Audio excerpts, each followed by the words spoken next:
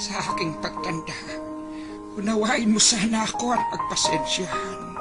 Kapag dala ng kalabuan ng mata, ay nakabasag ako ng pinggan o nakatapon ng sabaw sa pagkainan.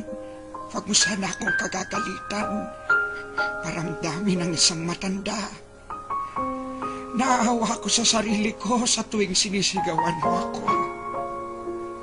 Kapag mahina na ang tenga ko at hindi ko maintindihan ang sinasabi mo, huwag mo naman sana akong sabihang bingi. Pakiulit na lang ang sinabi mo, pakisulat mo na lang. Pasensya ka na, anak. Matanda na talaga ako. Kapag mahina na ang tuhod ko, pagtiyagaan mo sana akong tulungang tumayo. Katulad ng pag-alalay ko sa iyo nung nag-aaral ka pa lamang lumakad. Pagpasensyahan mo na sana ako. Kung ako man ay nagiging makulit at paulit-ulit na parang sirang plaka, basta pakinggan mo na lang ako. Huwag mo sana akong pagtatawanan o pagsasawaang pakinggan. Natatandaan mo pa ba, anak, nung bata ka pa? Kapag gusto mo ng lobo, ay paulit-ulit mong sasabihin yon. Maghapon kang nangungulit hanggang hindi mo nakukuha ang gusto mo. Pinagtiyagahan ko ang kakulitan mo. Pagpasensyahan mo na rin sana ang aking amoy. Amoy matanda, amoy lupa. Huwag mo sana akong piliting maligo.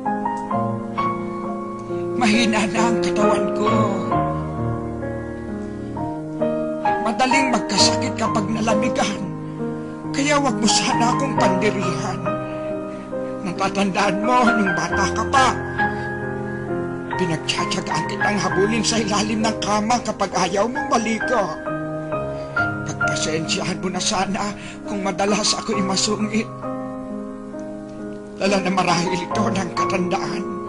Pagtanda mo, maiintindihan mo rin ako. Kapag may konti kang panahon, magkwentuhan naman tayo.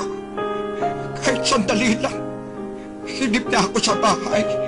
Pagkapang nag-iisa, walang kausap. Alam ko, busy ka sa trabaho. Subalit nais kong malaman mo na sabik na sabik ako. Makakwentuhan ka kahit alam kong hindi ka interesado sa mga kwento ko. Natatandaan mo, anak, nung bata ka pa. Pinagtyagaan kong pakinggan at intindihin ang pautal-utal mong kwento tungkol sa iyong teddy bear. At kapag dumating ang sandali na ako'y magkakasakit at maratay sa banig ng karamdaman, huwag mo sana akong pagsawaang alagaan. Pagpasensyahan mo na kung ako man ay maihi o matubi sa higaan. Pagtiyagaan mo sana akong alagaan sa mga huling sandali ng aking buhay. Total, di naman ako magtatagal. Kapag dumating ang sandali ng aking pagpanaw, hawakan mo sana ang aking kamay at bigyan mo ako ng lakas sa loob na harapin ang kamatayan. At huwag ka mag-alala. Kapag harap ko na ang Diyos na lumikha, ibubulong ko sa Kanya na pagpalain ka sana. Dahil naging mapagmahal ka sa iyong ama't ina.